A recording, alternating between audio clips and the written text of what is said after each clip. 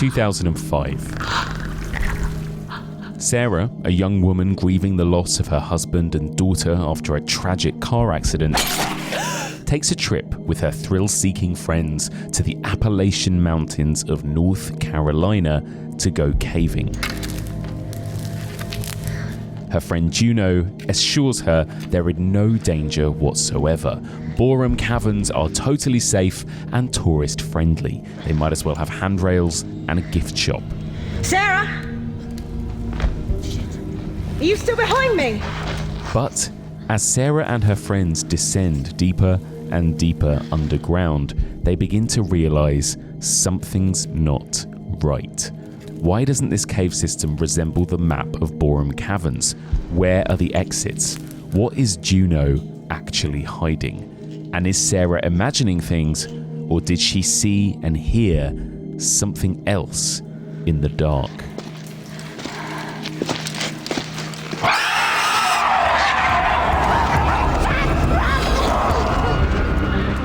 Join me as we continue exploring the evolution of nature in horror, and we discuss Neil Marshall's horror masterpiece, The Descent.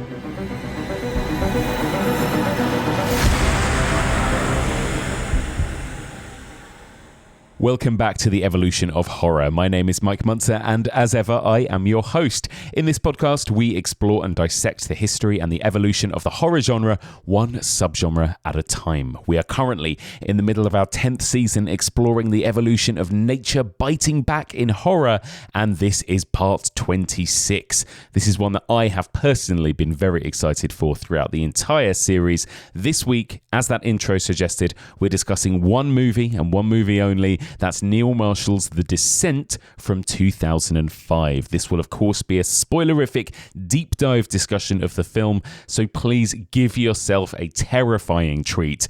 Go away and watch this brilliant film before you listen to our discussion. So, joining me to discuss The Descent, I've got one of my very favourite people back. We don't get to podcast together so much these days, and I've missed it. So what a pleasure to have her back. She used to be a games journalist and podcaster and radio broadcaster, but she is now creative lead of Blumhouse Games, and she's based over in LA. A big welcome back to Louise Blain. Hello, Louise. Hello, Mike Muncer. How are you? Oh, I'm so good. I'm so happy to have you here, Louise. I've missed this. I've missed you. How are you doing? I'm really good. I have missed you so much. I've missed our podcasts. I feel like I don't think I realised exactly how regularly we podcasted just off the cuff on random things. Yeah. Or on Fresh Blood was obviously regular, but then there was other Patreon bits that I got to jump on. And then when all that disappeared, I was like, where's Mike? I know. Where's my... Thankfully we still text almost every day, right? Of course. But it's weird not to be able to do this, like to do all of our silly on-mic chats together, yeah. Yes. But, you're a very busy person these days, Louise. How is life? How's Blumhouse Games? Blumhouse Games is amazing. It's so, so exciting. I mean, it's been especially exciting because obviously in June at Summer Games Fest, I got to be out on stage and announce all our games. And we finally got to talk about what we'd been working on. So that was amazing. But then in October, we released our first game. So that was such a big achievement. We had our first game, which was Fear the Spotlight. Mm-hmm. And it's, available everywhere on everything. And suddenly everyone can play it and see what Cozy Game Pals have been working on, which was suddenly just the most exciting thing in the world. And people responded really well to it. And that was just such an exciting thing. I'm so proud of Cozy Game Pals and what we've done. Yeah, it must have been so exciting, especially after all of that work and all of that build up, to have it just like out there in the world. Well, I've been playing it, Louise, and been absolutely loving it. I've completed the first story. There are 2 stories, right? Is that right? First chapter. I've completed the first chapter. Sweet. Yeah. Loved it. Completely addicted. I was like, right, I'll play a couple of hours of it, and then I'll try and and then I thought to myself, maybe I'll have more time over Christmas to continue it. Of course. No, that was it. It sucked my entire next couple of days away because it was so addictive. I had to keep going with it. So much fun. I think it's interesting as well because the nice thing is we are in a content-rich, time-poor world, and Fear the Spotlight is lovely because both chapters shouldn't take any longer than sort of 4 to 5 hours for you to complete. And obviously something amazing that came out in October was like the Silent Hill 2 remake. But that's a serious investment of time. It is 20 hours long. So if you've maybe maybe if you've gone through Silent Hill and you're like, I don't think I can do another story. The nice thing is that Fear the Spotlight is nice and short. It doesn't outstay its welcome. Feels like a 90s teen horror. Just feels like takes you along that ride. And then you get to see credits and you get to really...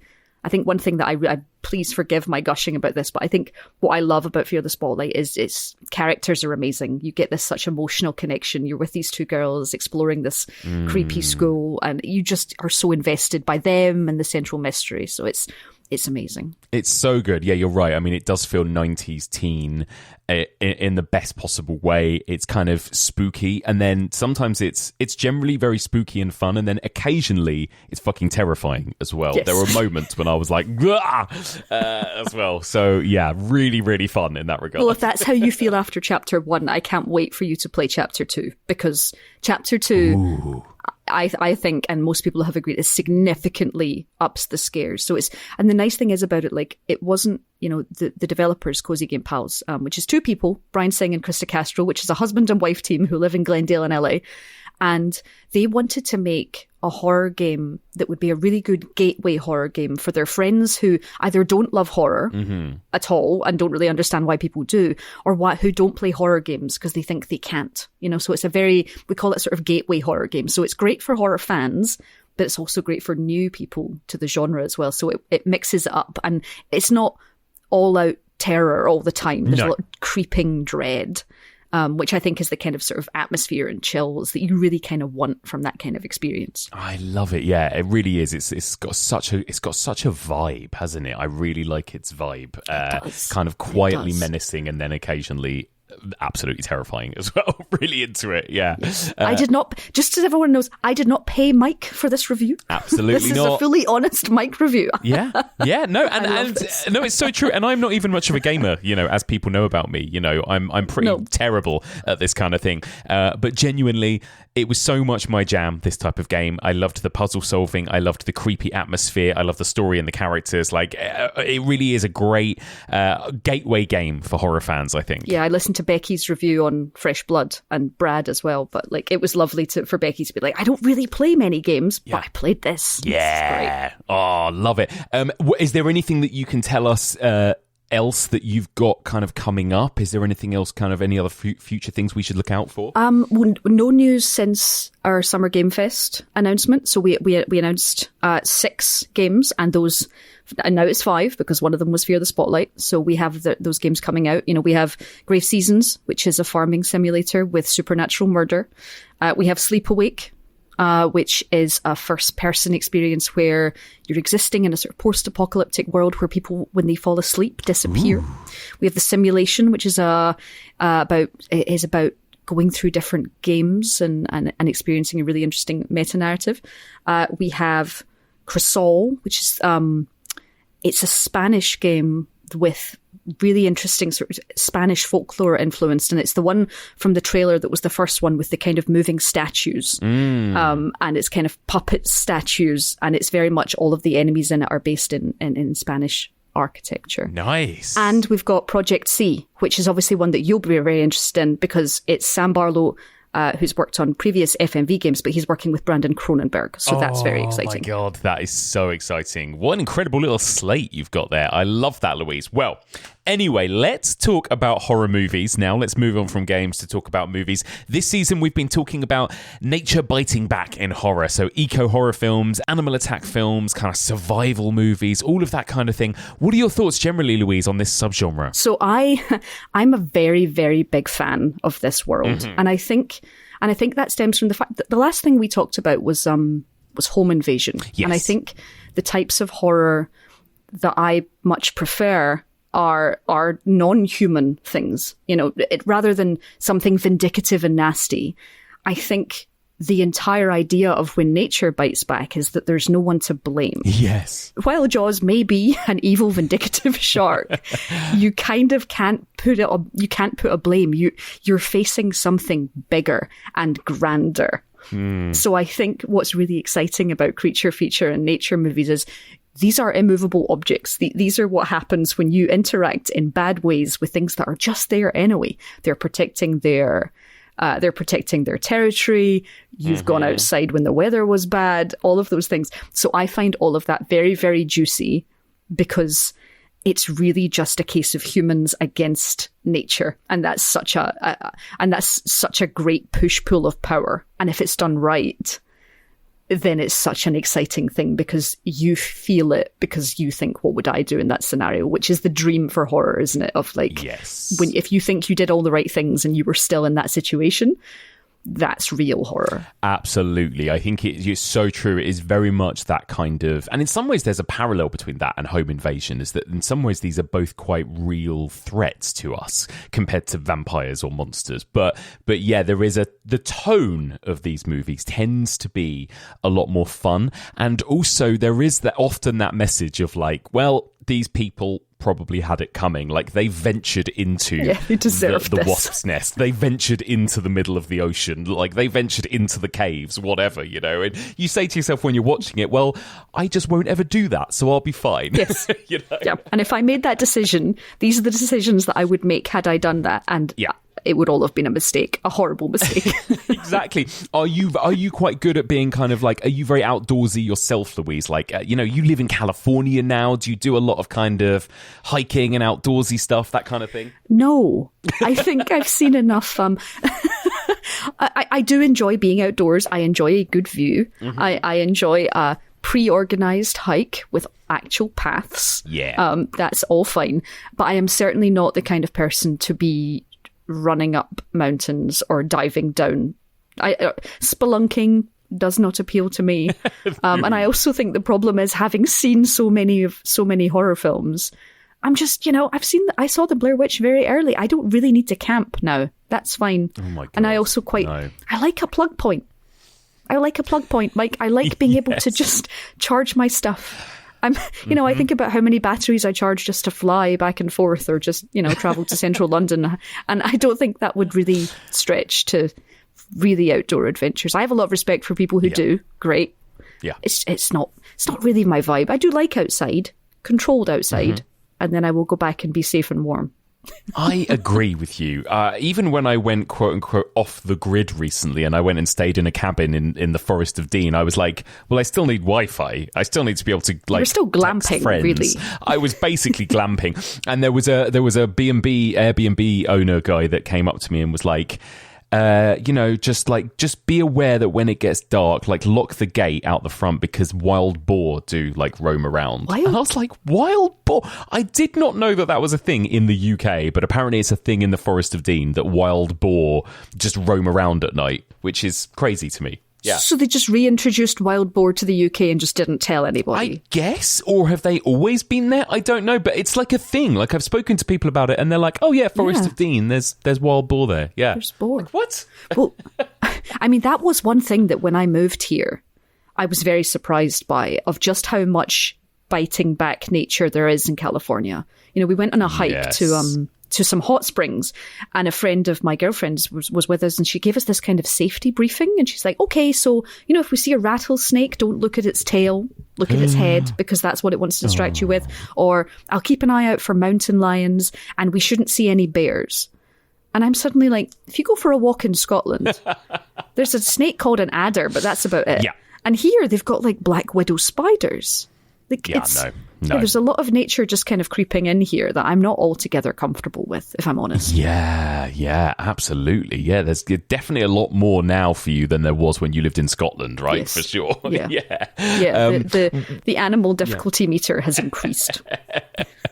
Agreed. Well, this is the movie I think I have been most excited to talk about throughout this entire season. I know that we're both big fans, and in a way, it is perfectly encapsulates this theme, but also it kind of really stands apart from, I think, every other movie we've just mentioned, right? Like it's so unique. So we're going to talk about The Descent from 2005, directed by Neil Marshall. Holy shit. So first of all, Louise, set the scene for us. Tell us what The Descent is all about. Okay, we join a group of friends, and they're whitewater rafting, and they're having a great time, and we meet a character called Sarah and her husband and her child very quickly. And we very quickly unmeet them in a car accident and then skip forward to a year past, where she's obviously still grieving, but her friends have managed to get her out to the Appalachian Mountains, where they're going to go caving and have a great time. And when they go caving, things are claustrophobic and nasty, and then take another turn for the absolute worst, as if it wasn't bad enough. And they meet horrific things in the caves. Yes, they do. We've got dark enclosed spaces. We've got claustrophobia. We've got Trigger death from the very here. beginning. We've got cave crawling monsters. We've got everything. Louise, tell me about your history with this film and generally what you think of it. So The Descent, I've been so excited to talk to you about this. And when you were even planning the season, I was like, please, can I talk about The Descent? Because this is pretty much, if not my very favourite horror movie. It sits around that very number one spot and occasionally is replaced every so often by Scream or Paranormal Activity or something, or depending on how I'm feeling. But largely, The Descent is up there. So I saw this in the cinema, and I think, obviously, now we're talking 2005, which the more I think about, the scarier it gets. But yeah, I went to the cinema to see this, and it just blew my mind, you know, and I think there was something about seeing this film surrounded by people, because it's such a human journey. You know, you're going down spaces that humans don't like. You're getting those tiny spaces. People are already, the oppressive nature of caving itself is pressing down upon the entire audience the entire time. And then, you know, Neil Marshall just hits out with some of the best jump scares. I think, you know, we'll talk about it later, but one of the best jump scares potentially in horror cinema is just sitting there in the middle of The Descent, which is kind of a pivotal turning point for a whole movie. But it was just the most incredible horror experience to have shared. And the amazing thing about it is that I feel like, you know, I just watched it a few nights ago with my partner, and I was almost scared because, you know, when you show someone you love something you love, you think, oh God, am I just thinking about how I felt in 2005?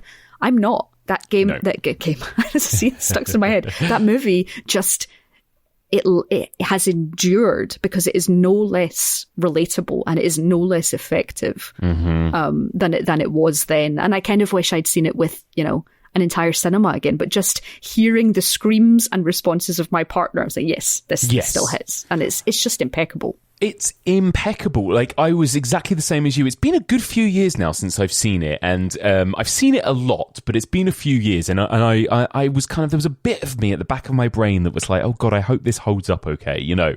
And of course it did. This movie is just, I think, basically perfect. Like, I don't think there's a single thing wrong with this movie. I think it's just like the pacing, the execution, the characters, the writing, the scares, the atmosphere, the beautiful cinematography. Like, it ticks every box for me, this movie. It's absolutely in my top 10, if not top 5 of all time as well. And I exactly the same as you, saw it in 2005, and I remember very vividly 2005 Mike being kind of quite skeptical about it and actually being like, this is going to be a bit of a silly cave monster B movie. Like, I don't think I had big expectations, you know, and could not believe even then, like, how good it was. And I just remember, like, clawing at the side of my seat during some of those moments where Sarah is stuck in the cave. The jump scares, there is one absolutely that is kind of historic now. There were actually 2 or 3 jump scares that I remember making me physically, like, yelp in my seat in this movie, you know? And it does that. You're right, it does those jump scares, and I hadn't realised actually how many are peppered through. I'd forgotten. I'd seen it quite recently, but I was suddenly I became quite perceptive to those. And there's a couple of kind of the ones where someone appears behind you, which is a jump, but also just some really impactful. You know, there's ones at the start of the film where there's not even monsters involved, but the ones involving the monsters are just killer. They're just, they just nail it every time. They are absolutely flawless. Yeah, so good. So you go on this journey of being absolutely terrified, to being riveted, to being thrilled, to laughing at the monster movie stuff, to then finishing with what might be one of the biggest downer endings I've ever seen in a movie. Maybe since a previous movie we've discussed, Louise, The Mist, you know, like, it's up there. And you come out just going, oh my God, like, you just feel like you have really been through it with Sarah and those other characters by the end, right? But in such a brilliant way. She came up here last week to check the route out. It's rule number 1, file a flight plan and stick to it. Rule number 2, don't go wandering off. When you think it's dark, when you turn out the lights, well, down there, it's pitch black.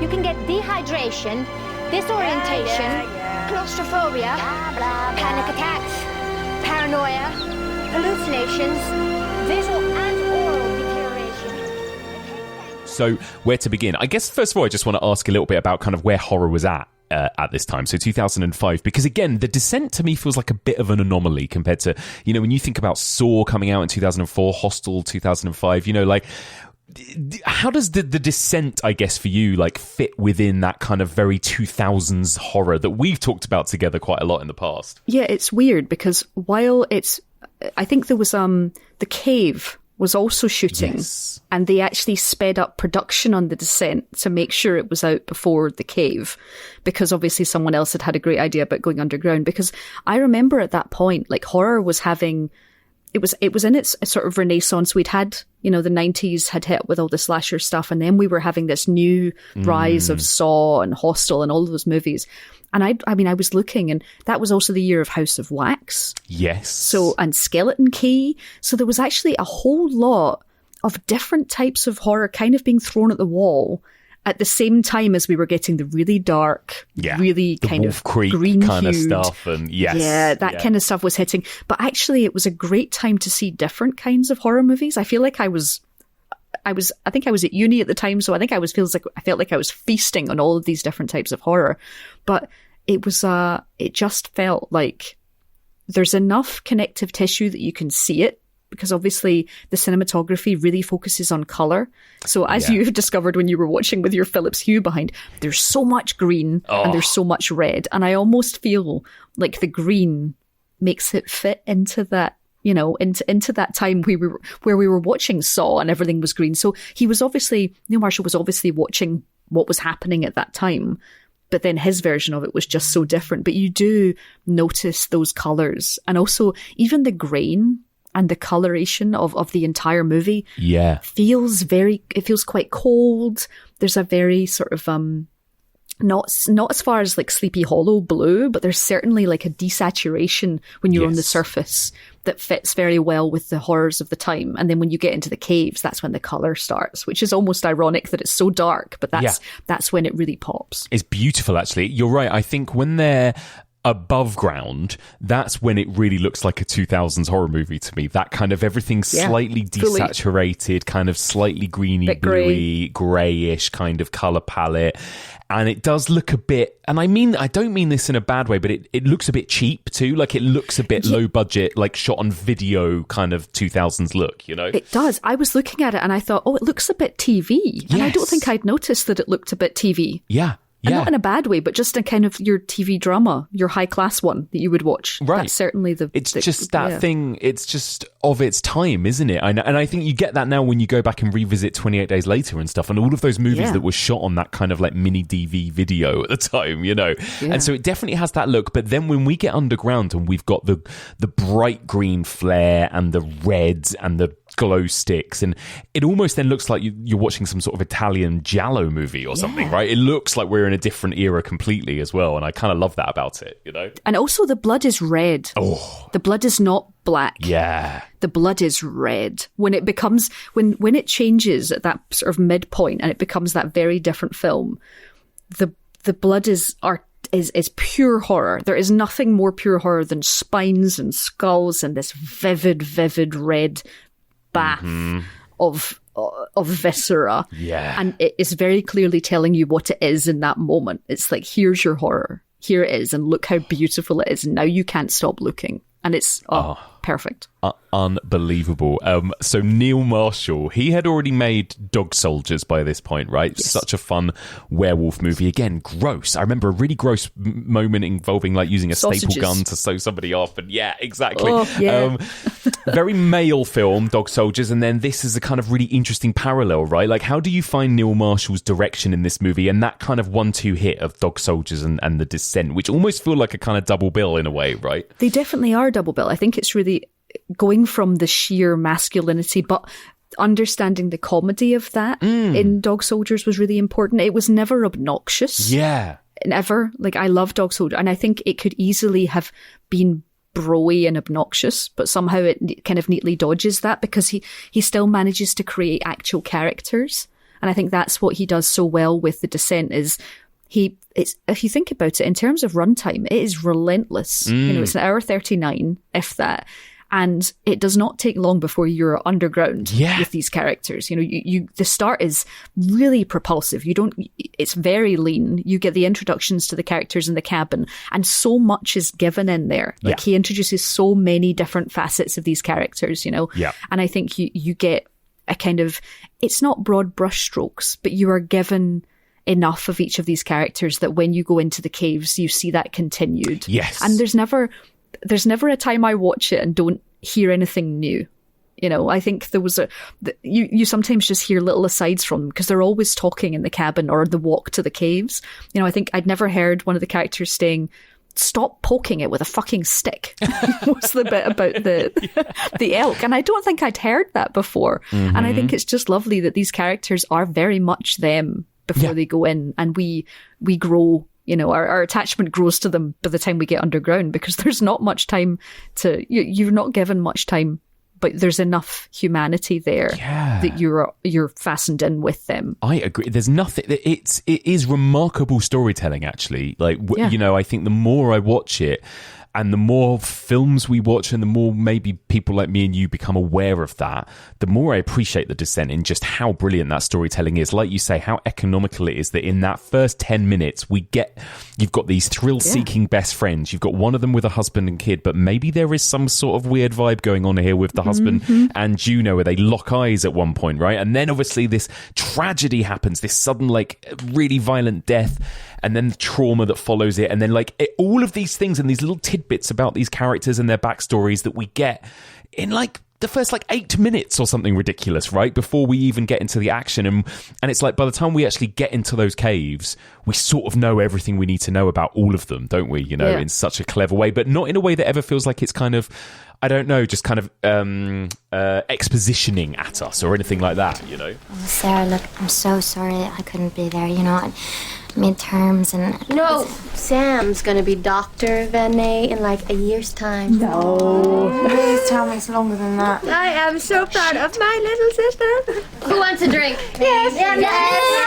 Yes. Yeah, and you know that, you know, there's a doctor there. And there's also so many little bits of seeded stuff. Like, there's Chekhov's G-Shock watch. Yes. You know, yes. the one that goes off but you certainly, because it's all being delivered so fast and so streamlined and it never feels forced, it means that naturally when that watch goes off, you're like, why did he get you that? Yeah. You know, suddenly you know exactly where that watch came from. So it does a lot. And I love these characters. You know, I really, really love these characters. And I think, especially watching them laugh together, I think when Beth comes out in like the matching floral PJ set and they all just howl with laughter, like there's something really infectious about that. And I think in the wrong hands, 6 women in a cabin, you know, I think Neil Marshall apparently said in an interview quite recently that one of the execs at one point had said, oh, there can be a bit where they all jump into a pool together. And he was like, if that's the movie you want to make, I don't want to make that movie. And I think, so actually them all being cuddled up like in lots of layers in a very cold cabin in the mountains, giggling about someone's pajamas, it's just so much more human and relatable. And it means that you get a lot of emotional connection before you go anywhere else, and it's smart. It's such smart work. What about Josh, Sam? Are you guys still together? Kind of, sort of, different shifts. Oh my god. Oh my Jesus! Don't say a fucking word, alright? It was a Christmas present. What about you, Holly? Got a man? Oh, I'm sports fuck like Juno. What? Rebecca too, I think. But when I'm older, I want to have lots of babies. Yeah, I was going to ask you about that, actually. Like, the fact that this movie was written and directed by a dude, and it is entirely a cast of women. I think, I think it could have been very easy and lazy to just depict these as your stereotypical quote unquote strong women, because that's what they all are in this, right? They're all like, of course, action heroine types. But again, Neil Marshall, I think, and you've just really touched upon this, but he really does a good job, doesn't he, of giving all of these women flaws and backstories and layers, even just like a little snippets, some of the characters that aren't as fleshed out as some of the others, even them, we still get elements, don't we, that doesn't make them just kind of like action chick archetypes, I suppose. It's exactly that. And I think it was I saw a clip, and I don't know when it took place, of Sigourney Weaver saying that I always get asked why I play strong women.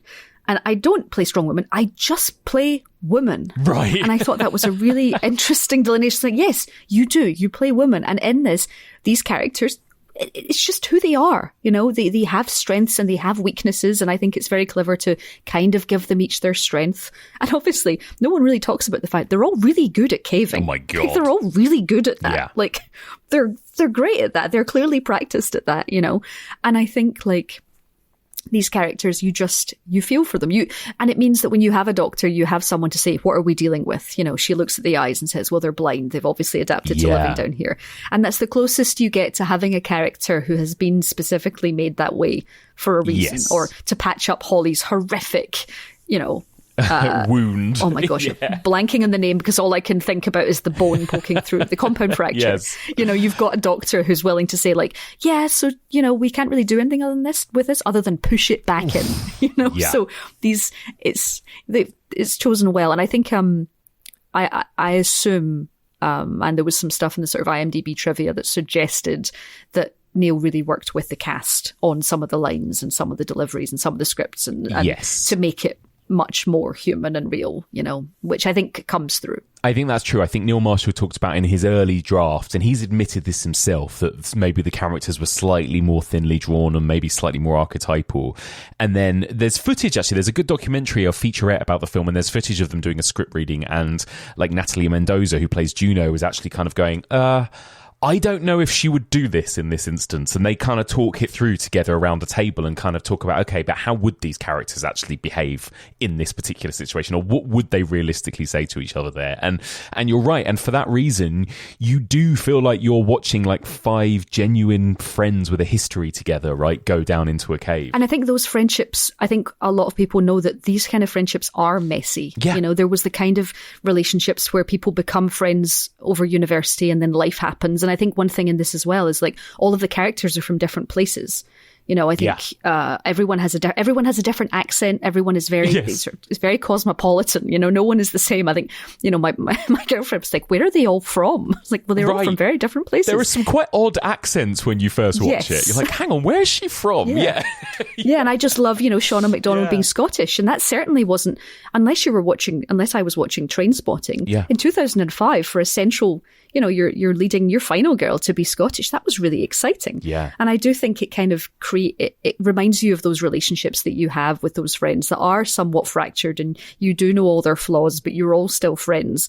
And all of those things become even more heightened when you're put into a emergency situation. Yeah, absolutely. Well, let's talk a little bit about the dynamics between these characters. So you've got Shauna McDonald as Sarah, our kind of final girl, like you say, and the film really introduces her with her sort of it seems like her 2 closest oldest friends, Beth and Juno, right? Because it's the 3 of them that we see rafting together at the beginning before we were introduced to the other characters later.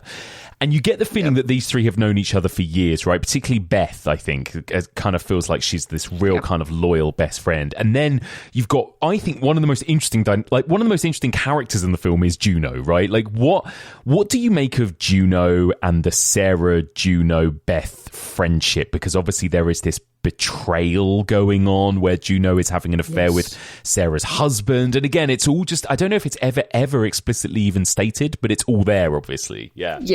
Because she's wearing the necklace that says the thing that Paul used to say.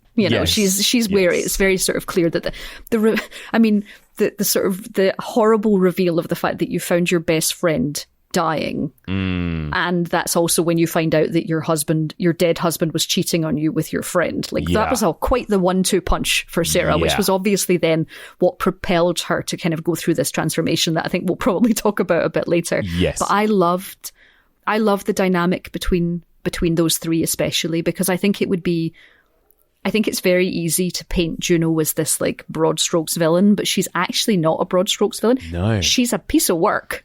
She's not, it's not great. I mean, she does accidentally kill Beth.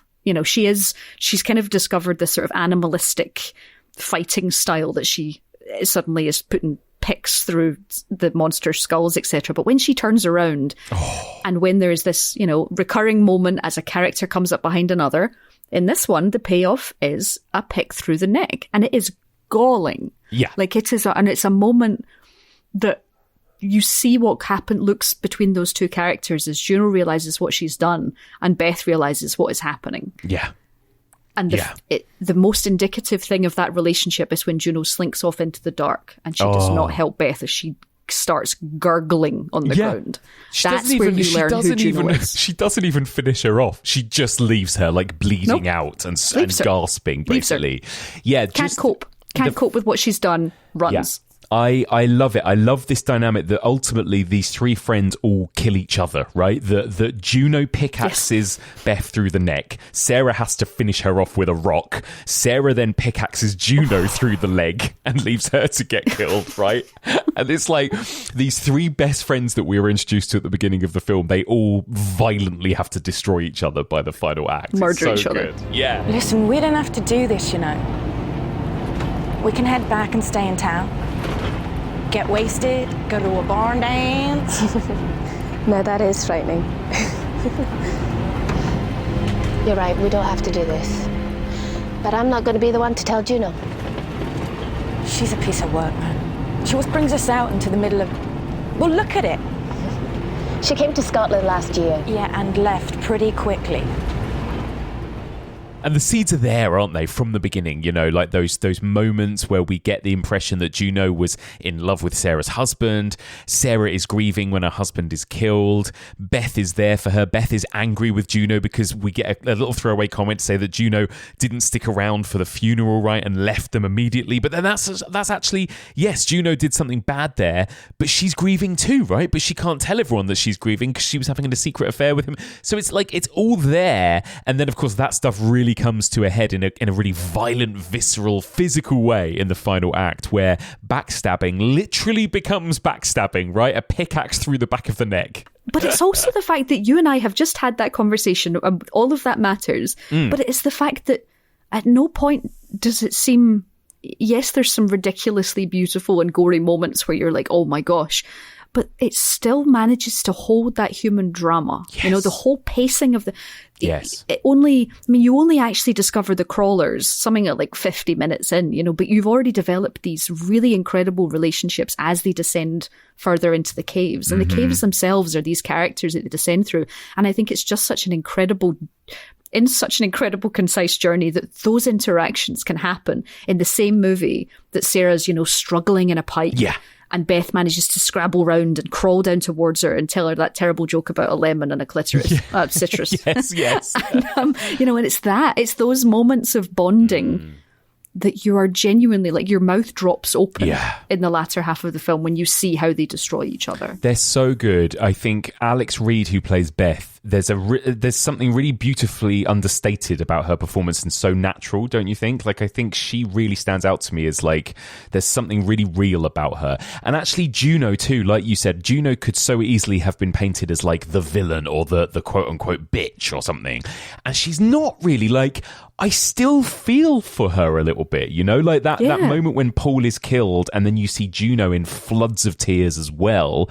And it's like, is she crying for her friend? Is she crying because she also loved Paul? And like, I don't know, all the way through it, she is a piece of work and she makes some fucking stupid decisions, but also she's not just that dumb character in a slasher movie that makes stupid decisions, Fully. And she tries to apologize to Sarah.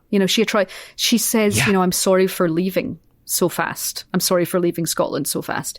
And then the whole point, like, she's found the exit. Yeah. But she won't leave without finding Sarah, you know, because she wants, in her, whatever central thing's going on, she's like, no, I can't, I need to fix this. I need to fix what I've done. And she still wants to fix it.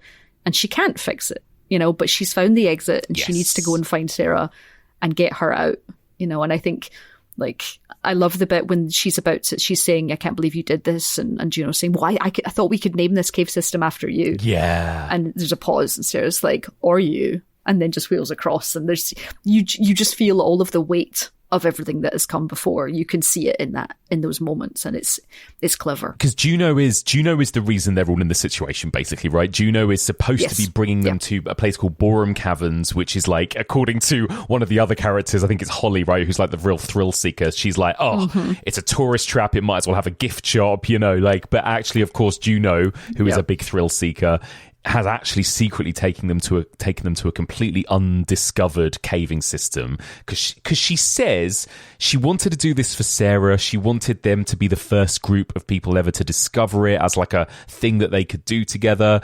Is that true, do you think? Or was Juno just on an ego trip? Like, why did Juno do that to them, do you think? Probably all of the above. And because of these characters, like, I do think it's all of the above, you know, getting them all together and doing this thing and having this adventure, and probably like, and it's that kind of, I think when you think about those kinds of relationships, and if it is that group from uni that you all know each other and you all love each other, and maybe there is a sort of temptation to try and bring back those feelings from when you were younger, you know, and have those adventures and have those journeys. So I think that is, I want things like to be like they were before, because obviously she's grieving too. Yes. And she's trying to get that back too. And this is completely the worst possible misguided way to do it. But what that also means, cleverly, in terms of the horror, it means that we only discover that it's the wrong cave along with them. We kind of get the hints, like Juno just puts the Borum Caverns book back in the car and she's kind of, every time they say it's Borum Caverns, she's a bit kind of, oh yes, Borum Caverns. But I do think that's where we get the confirmation, and we get in the pit of our stomachs. You know, we're aware that whatever that tiny pipe that they've just crawled down is thudded. That's it. Exit closed. They don't know where they are, and neither do we. And I think that's a great, like, extra cranking up of the tension further of, like, there's no help coming. Right. It's like they don't need to say, oh, there's no cell phone reception. There's no need for that. You know, this is the cleverer version of that, of nobody knows where you are. You're screwed. Like, you filed a flight plan to mountain rescue. If we don't report in, they'll come looking for us. Now, that's how it's supposed to work, except I put in a flight plan for Borum Caverns, and this isn't Borum Caverns, is it, Juno? We're in the wrong fucking cave. Holly was right. Borum Caverns was a tourist trap. Don't try and pin this fucking shite on me. This is not caving, this is an ego trip. Come on, Rebecca, I didn't know this was gonna happen. This is exactly what we believe in. We've always said if there's no risk, what's the point? Well, don't try and justify this. Where are we? It hasn't got a name. It's a new system. I wanted us all to discover it. No one's ever been down here before. Fucking kidding me. Oh, God. It honestly, it gives me a bit of a panic attack thinking about it. Even right, that moment, you just think, oh my God, what would you even do?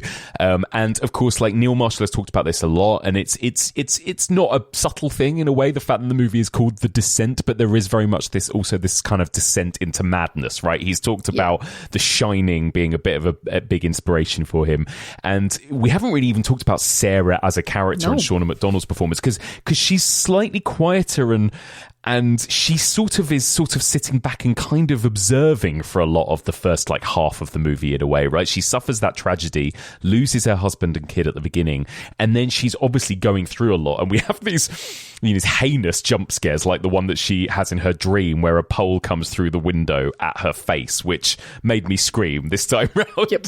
It properly got me. It properly got me. Yeah. And then I jumped because my partner jumped, so I was jumping as response to her as well. I got a double jump. Yeah, it's one of those slightly cheap jump scares that's like, oh, for God's sake, it was a fake out jump scare, but it's still so well done that I couldn't be mad at it. But there's a lot of that with her character, right? That she's almost a bit of an unreliable narrator. Like, she's clearly going through stuff, she's seeing things, and her friends don't really believe her initially, right? And then she ends up going full wacko by the end, basically. Yes. But like, how do you find Sarah and her journey she goes on, I suppose? Yeah, I love her journey that way, and I do think she is quieter, but also I think she's still constantly very interesting. I love the fact that when they're in the car on the way, Macbeth says, we don't need to do this. Like, we don't need to do this. And she kind of gives her an out in this kind of really kind way. And she's like, no, I don't think Juno would forgive us. And I'm here, and that's it. She's managing to do things. And I kind of love that it's not everything's fine. She's not really putting on a fine face. And I think that's really important, because she's kind of smiling and hugging, but everyone's very aware that she's not okay. And I think that's part of the testament to why it works so well, because she's not pretending it's all sunshine and rainbows. She really is struggling, but she's there and she's with them, and that's really all that matters. And you really feel for her when she starts seeing things in the cave and they don't believe her. And she almost sounds quite childlike. She's like, it's there. I saw it and you're not listening to me. And I love that point, because it's kind of the opposite of when someone in a horror film says they saw something and another character brushes it off, which usually always really frustrates me. I'm like, you can't do this. Don't do this. But here, you kind of understand why they're saying you're panicking. Yeah. Everything's going to be okay. Like, everything's telling tricks, when Holly sees the light that isn't the light because it's phosphorescence in the walls, they're all beginning to see things. So I do think, like, her being potentially an unreliable narrator for them and us is like extra layers. So I think as a character journey, her literal descent into the pool of gore. And then her rebirth in that Apocalypse Now style shot. So good. It's just like full cave woman, visceral kind of. It's almost like she's become this power of the cave. Yeah. She is now the cave version of Sarah. She has imbued whatever is there. And it's like nature bites back. She has become one with nature. You see that sort of.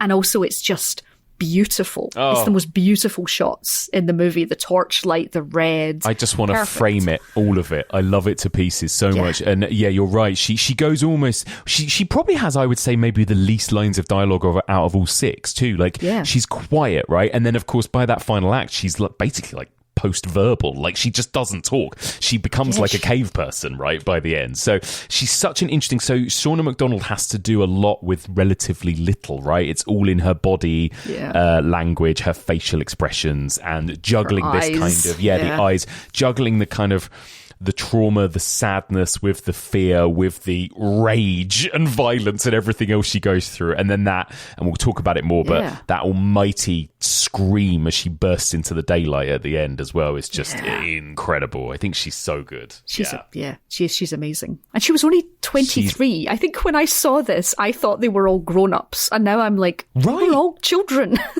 They were children, Oh God, that's terrifying, isn't it? 23. Oh my God. So we meet these incredible women, and we talked a little bit about their backstories, and then we get these extra three too who join them, Holly, and then these two, Holly, who's kind of very much like the hardcore thrill seeker, right? Like, I think she's described as this like mental person that jumps off buildings and stuff, right? Yeah. And then we get these two sisters, Sam and Rebecca, and I think it's Sam, played by Mayanna Burning, right? The younger one, who is the like pre-med or the doctor or something, right? Doctor, so again, handy character to have in the mix at this point. And then, like you say, before long we're venturing into the caves, and then there's a huge chunk of this movie that is just a caving movie. It's not even a monster movie. It's just a horror film about being stuck in nature.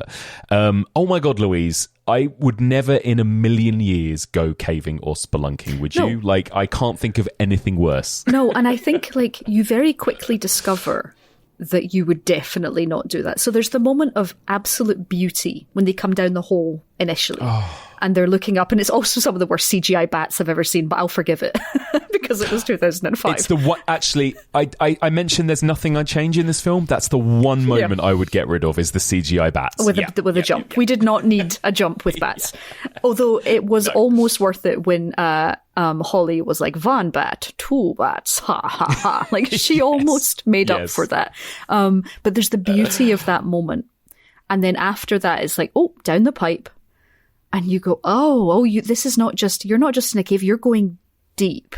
And suddenly you realize it's dark. And they do such an incredible job. And I know I watched that, I think the same documentary you're talking about, where they built all of these sets in Pinewood Studios, and they physically built all of that. And they make such a, David Julian's score has much been present on the surface, and it's very orchestral and it's very interesting, and I actually find it very emotional. Mm-hmm. But it's very carefully placed when they go underground, because all you then get, especially when they're going through the sort of pipes, is the sound of their clothes brushing against the stone, the drips, the clinks of the carabiners, the everything that you would hear, the sort of the feeling of your breathing tightening. And I think it's really interesting that they send one of the tighter sort of pipes that they go down, they send Holly down first. And that's interesting because she's the confident one, right? So you have the confident one going down first, and she's like, oh yeah, doing the thing, and she's crawling along. Full steam ahead. She's doing her thing. But that's really interesting, because what that does is it gives you the geographical layout of that pipe, where you understand what it is. Mm-hmm. But it also means that you go, oh, I wouldn't feel like that. I wouldn't feel like that. And then when you have a character that doesn't like it, and you're going back through again, we as the viewer have to replay that. But this time it's not as confident. This time it's hard and difficult. And there's a puddle of water that they have to go through. And you go, oh God, then you'd be wet for the rest of the time. This is terrible. So every part of it, you go, it feels worse. So by the time she gets stuck in that pipe, you've mentally replayed it about 6 times. You've gone through it those 6 times, and all of a sudden you're stuck too.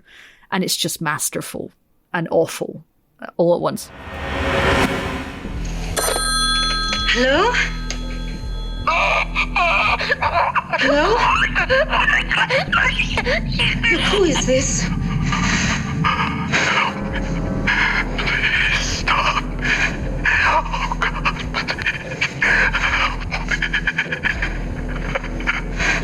What do you want? Why are you doing this? It's officially December. Season's greetings to all of you listening out there. I absolutely love this time of year, and I always love an excuse to watch some spooky, festive horror films. Now, if you are based in the UK, we've got some very exciting events coming up this month, because this month marks the 50th anniversary of one of my favourite horror films of all time, definitely my favourite Christmas movie of all time, Black Christmas from 1974. What a masterpiece. I love it almost as much as I love Neil Marshall's The Descent. Can you believe it is 50 years old this year? So this month I'm going to be hosting special screenings of Black Christmas across the UK. We're going to be hosting a screening of it in London on the 18th of December at the Regent Street Cinema, and then we're going to be hosting another screening of Black Christmas in Cardiff on the 20th of December at the Chapter Arts Centre. So if you are within reach of either London or Cardiff, please get yourself along to one of these special screening events. Tickets are now on sale. You can head to evolutionofhorror.com/events for links to get tickets. Both of these screenings will be accompanied by live podcast discussions on stage. You can come and chat to us about the film, hang out with us afterwards. They're going to be very fun evenings. So one more time, if you are within reach of London on the 18th of December or Cardiff on the 20th of December, come and see the greatest slasher film ever made on the big screen with me and special guests. Just head over to evolutionofhorror.com/events. She's dead, wrapped in plastic. I got good news. One day, my log will have something to say about this. Are you Laura Palmer? Did you know that Evolution of Horror has now expanded into being a podcast network, and we have another weekly podcast that I co-host with Stacey Ponder. If you are a Twin Peaks fan, you will love The Detective and the Log Lady. In that podcast, Stacey and I are recapping and rewatching every episode of Twin Peaks week by week, spoiler free. I've seen Twin Peaks a whole bunch of times, but Stacey is watching for the very first time, so it's been very fun to go on this journey with her. We are now currently 23 episodes into the show, which means that we just got to a particularly interesting episode involving a certain character and a drawer knob. And if you've seen Twin Peaks, you'll know what I'm talking about. If you haven't, well, go and give Twin Peaks a watch. There is no better time to watch David Lynch's terrifying, weird, hilarious, bonkers TV show, Twin Peaks, for the very first time. You can watch it episode by episode and then listen to our podcast. Let me and Stacey guide you through this journey. We're going to be covering both seasons of Twin Peaks. We'll be covering Firewalk with me, and then eventually we will, of course, be covering Twin Peaks The Return. We're about halfway through right now. So find The Detective and the Log Lady wherever you get your podcasts.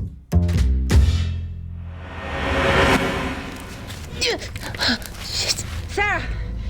Guys, it's Sarah! I think she might be stuck! I am stuck! All right, Sarah, calm down. Just relax. I can't fucking relax. Fuck. Okay, Sarah, you have to calm down. And the only way you're going to do that is to breathe, yeah? Okay, breathe. Slowly. Just keep breathing. What the fuck am I can't... I'm tired. I can't fucking breathe.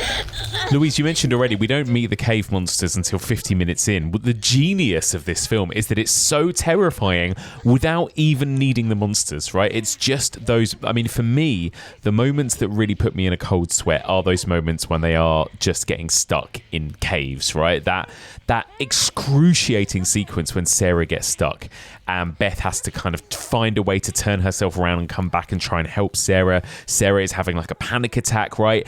The way in which that sequence is filmed, the way it's performed, I feel like I am having a panic attack every time I watch it. I didn't even think I was that claustrophobic, but watching that sequence, I don't think I could think of anything worse than that situation she's in. 2 miles underground, trapped, nowhere to go, nobody knows where she is, and she can't move her body, right? It is unbelievably stressful. And again, like you mentioned, this, the way in which Neil Marshall has pulled this off on a small budget, right? You know, you've got a lot of technical hurdles to overcome when you are shooting a film that is set almost entirely in a pitch black cave with no natural light, and it's supposed to be a really tight space with no room, right, to move. So how do you pull that off?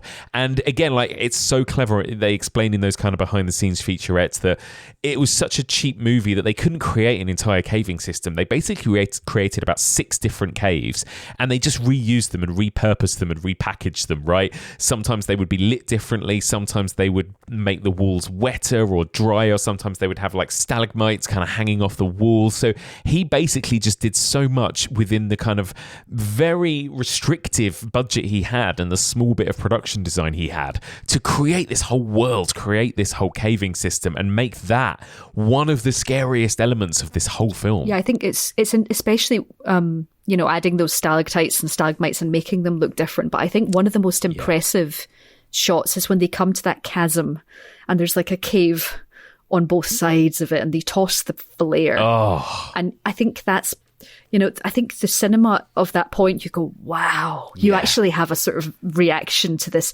flare arcing across and lighting this gap. And not only that, you've got this beautiful thing where you're saying, oh, this is horrific, but it's also beautiful.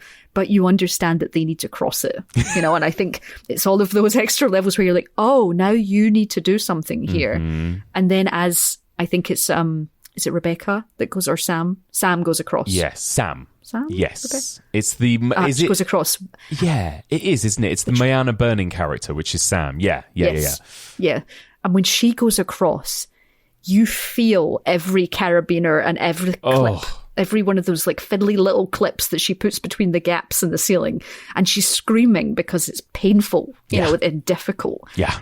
And you feel all of that all the way across, and it's agonizing. Yeah, unbelievable. And you feel And that's also where you're gifted that little, people have been here before. You've got this little piece of old climbing equipment there. And you get that in the middle of this agonizing trip across this chasm, which you already know how deep it is because they've already dropped the rock. Yeah. You know, so it's every single level here is just tightened to make it completely agonizing to watch. It's amazing. Perfection. It's a masterful, and I've talked about this a lot in the Nature Bites Back season. There's a real crossover with horror and action, right? Like a lot of these movies can almost be construed as action movies, these kind of like adventure in nature films, and this absolutely could be that, right? This is like a proper like literal cliffhanger action sequence that is again just as tense as any of the monster movie stuff that comes later.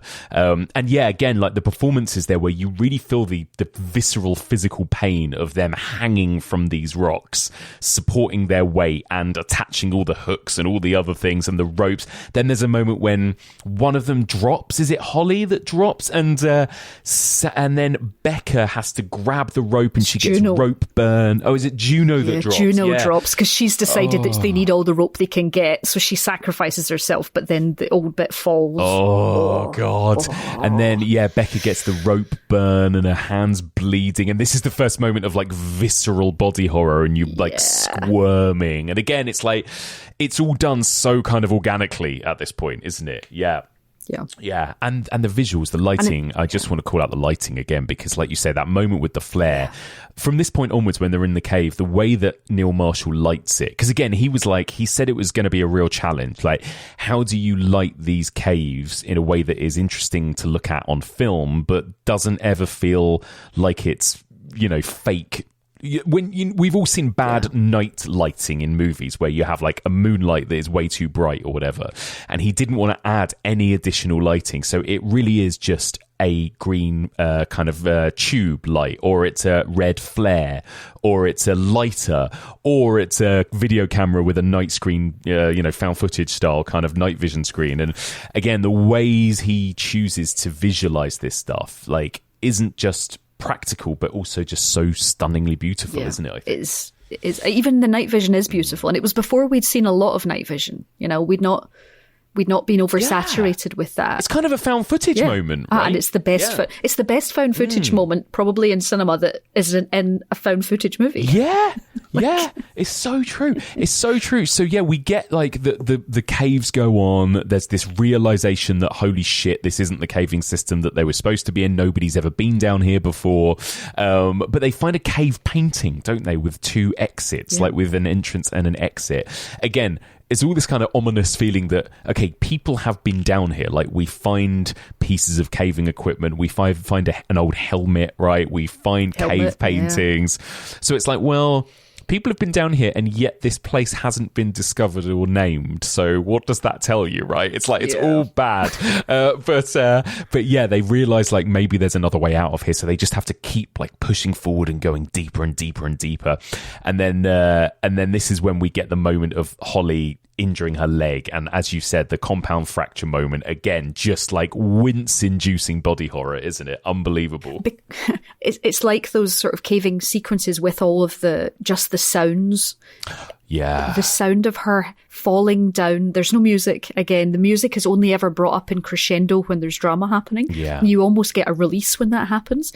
But when it means that when you hear her slip down that hole, she thunks off something on the way down, and it's so painful. It's so painful because you don't have any other relief. There is only that noise. Sam! Get down here! Holly! The whole film up until that point has been reminding you of just how solid those caves are. You know, there's kind of this is so silly, but on that hot springs trip that I took, when we got to the hot springs, we were padding around the rocks, and it was very exciting. Hot springs are great. It's not a misnomer. They genuinely are hot like a bath. But I was changing between springs, and I grazed my ankle bone on a rock. And it was just as I was stepping down, and I have never more had a feeling of just my flesh just like disappearing because this rock was so solid. This rock was so solid, and it was this moment of, yes, if you force your squishy, fleshy human body against something this solid, it will disintegrate you. And I still have the scar from that because I just misjudged it. My ankle bone was, it was when my ankle bone met a rock, and it was tiny. It was tiny, but it was just this moment of solid, and it reminds me of then suddenly you've got someone falling and hitting something, and it's just agonizing because you know what tiny feelings like that feel like. And he does such a good job of making the full, it's fun until it's not, and I think that's this perfect moment of you are now no longer plummeting down with the rope. You are just plummeting. You're just plummeting. And you feel it. The sound design's amazing, actually. You're right. So much of it is down to the sound effects, particularly, because like you say, rocks. It's a lot of flesh and bone hitting rocks in these sequences. Hard. And also, like, one of the things I noticed this time around watching it with my volume up is how not echoey it is, right? Like, because they're so down low and in those tunnels, the sound is so muffled, right? And that's really clever about it too. It's dead. Yeah, exactly. It's like what we podcasters would yearn for in any recording. There is absolutely no trace of echo at all in there. And all of those things are what makes it feel really like, again, blood-curdling, I think, in terms of just how deep beneath the earth they are at this point, and how nobody knows where they are as well, Horrible. Yeah, because you don't need to be really reminded by Juno, because at one point she says, we're 2 miles below the earth. Oh. One's coming for us. And you go, I didn't need reminded of that, but I already knew. You can tell. You know that you're in uncharted territory under there. 2 miles below the earth. I mean, it's just insane, isn't it? So then we're in amidst all that panic of, Holly's broken her leg, they're stuck, there is like the hysteria is starting to build up at this point. And then it is, as you've mentioned, Louise, I think it's about 50 minutes into the hour and 40 runtime when we finally meet the monsters. We meet these cave crawlers, and we get a couple of tiny snippets of them, right, where Sarah has kind of seen a figure, and we see a figure with like liquid dripping out of its mouth at one point. But then we get the full realization of it in this, like you mentioned, one of the best ever found footage sequences where we are watching everything through night vision on a little handy cam. And what is it about that jump scare that works so well, Louise, that sudden reveal of the cave person behind one of our characters? I think part of it, while the structure of it is obviously perfect, where you have a sort of desperate look from character to character in night vision. Yeah. I think part of it is also, it's the release of the journey that we've been on. Yeah. It's the final reveal of something. And I think it's because it's so unnatural as well. Because I was wondering about how this scare would feel. And actually, because of how my girlfriend reacted to it, she discovered that she also jumps and screams. And that had never happened before. This was a whole new emotional feeling for her to jump and scream. And we had to pause it straight afterwards to giggle about it for a really long time because it's such a good scare. And it made me think about why it works so much and why it's so good. Mm-hmm. And I think part of it is that structure. Part of it is that emotional journey. And part of it is just down to the fact that those crawlers, those Nosferatu style, very practical animation monsters, are just human enough to be scary, but just awful enough to be to hit that uncanny valley part of your brain where you think, what did I just see? Yes. So it's all of that which comes together to create just this moment of utter horror. Yeah. Utter horror. Utter horror. I completely agree. It's that build up, it's the pacing, it's the way the camera, we're looking at it through a grainy night vision, so we can't quite make out what we're seeing. We're panning and whizzing around from character to character. And there's something really clever about the big jump scare noise doesn't come until about a second after we see the monster as well. There is that split second, maybe it's about half a second, where we're looking at that figure, that monster stood behind one of our characters before the big jump scare noise happens, and I think that makes it somehow all the more effective as well, because our brain suddenly goes, wait, what's that? Whoa, what the fuck, and it's so clever. Tunnels, take your pick. Oh, fuck it. Hello, please. Is there anybody there? Hello. And I think it's such a desperate moment too. It's where everyone's been very in control until that point. Even with Holly breaking her leg, somehow they're trying to be like, we're going to carry our friend who has a broken leg through this cave system. They kind of, but this is the point where they're like, we don't know where to go. we're standing on bones. Everything is hopeless. Yes. So you're at that pace with them, and you've earned that with them as well. I think that emotion, you're on that journey with them. You're fully in with them. Yeah. And the worst thing that could possibly happen now is a monster. Oh. This white lit face behind one of them, and now you're just like, oh no, we're done. Yeah, it's absolutely. all over. there's something of I think Neil Marshall also cited Alien, right? And there's something of that. There's something of that this moment reminds me of like, oh, we've landed on LV-426 and this egg is opening, and oh god, now we're fucked. You know, like what's happening? Yeah, it's horrible. Yeah, and I think it's this. I think part of it is the static as well. He's not moving. Yeah. They're panicking, they're moving around, we're having the camera's moving everywhere, but we've just swung onto something fixed. And it's exactly as you say, it's that half second where your brain goes, wait, what? There's Juno, but what's that? What is that? Oh no. Oh, it's the entire, I think there's an instinctual understanding of our capacity for scares there that is just those buttons are pressed in a very specific order. It gets our kind of like lizard brain, I think, this movie in so many ways, with the dark spaces, the claustrophobia, the caving, the helplessness of the whole situation, followed by those monsters, right? It's like, oh my god. And let's just briefly talk about the look of these people, these creatures then, because they are basically, the idea of them, right, is that they are human beings that have evolved living down in caves for god knows how many centuries, right? Yeah. And so they've got, like you said, almost kind of Nosferatu, like bat-like features, I guess, where they don't need eyes, but they need really big pointy ears. Yeah. How do you find generally just like the look and the design and the makeup effects for these creatures? It was funny on rewatch. It's one of those things that you don't think will hold up as creature design, but the creature design, as we have learned in horror, the creature design that does endure are practical effects. They always, doesn't matter how old it is, they always last, and they always look great because they look juicy and weird and scuttly. And I think the use of how often you see them. So you get like flickers of them to start with, but even when you start to see them more, they're still quite limited in how much you see them. Yes. You don't look for too long. You know, the longer the longer that we look at anything in horror, the less scary it becomes, because we can look at it and we can almost rationalize it in our brains. But if you're not given that chance to rationalize, you're out.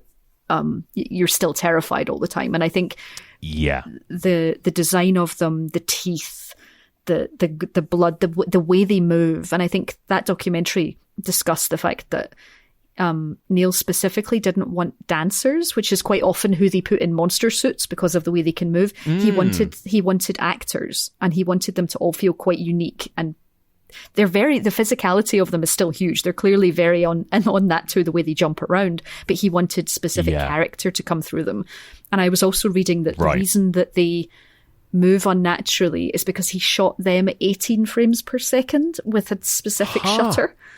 So that's why they look weird when they land and stuff, and it's because they were shot differently from the girls at certain points, which explains why they look unnatural. And you're like, is that CG? No, it's because of the actual analog way that he shot them in place, which is very cool as well. It means there's even less of a distance. There's nothing, no interference between you and how that makes you feel. That's so cool. I didn't realize that, but that makes a lot of sense. There's something very kind of uncanny about the way they even move, and there's an almost like it's very fast but also quite jerky or something, right? And having less frames per second, again, that almost feels like a bit of a silent cinema Nosferatu kind of throwback in a way. That's so interesting. Yeah, I think they look amazing. They really hold up, and I think you're right. It's down to all of those things you mentioned. It's the prosthetics, it's the practical effects, it's the way again that they're shot and lit, that we get little glimpses of them. At one point it's like, oh, there's a female one as well, that there are like families of them living down here,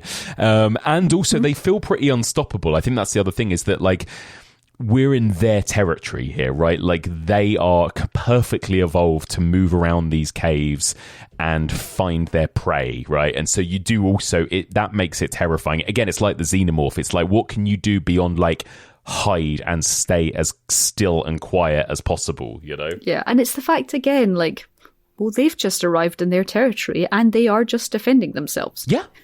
You know, they are blind, hungry creatures. That's it. They aren't, you know, you'd think that they're not, you know, there's not a vindicativeness to them. They are just feeding. No. You know, they are this force, as you say, they're unstoppable.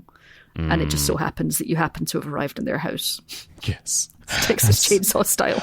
And then that is it. There is a section of just pure carnage where, like, the girls are getting attacked. They get split up. Holly is the first to go. She gets chomped by the cave monster, right? The rest of them kind of end up getting separated.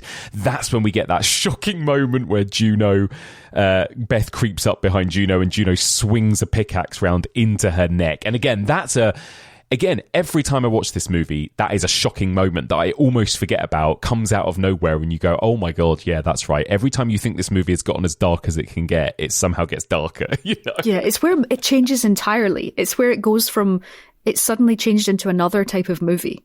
You've had your caving, then suddenly you've got your monster, and you're like, right, I get it. It's a monster movie now. And you go, oh no, I don't get it. I didn't get it at all. Now I get it. Now Beth gets it.